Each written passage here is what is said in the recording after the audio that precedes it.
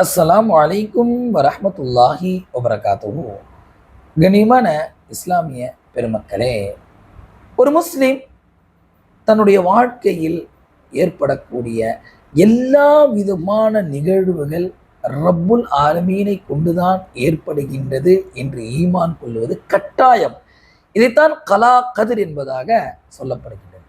கண்ணியமானவர்களே, மூசா அலைஹிஸ்ஸலாம் அவங்க பின்னாடி ஃபிரௌனுடைய படை துரத்திட்டு வருது. பயங்கரமான ஆயுதங்களோட வந்துட்டு இருக்கிறாங்க.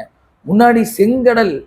பனி இஸ்ரவேலெல்லாம் புலம்ப ஆரம்பிச்சுறாங்க. மூசா, அங்க இருந்தா கூட கொஞ்சம் நஞ்சம் பரவாயில்ல மூசா, இங்க முன்னாடி கடலு, பின்னாடி அவங்க வந்துட்டாங்களே மூசா அப்படின்னு சொல்லிட்டு மூசா அலைஹிஸ்ஸலாம வறுத்து எடுக்கிறாங்க.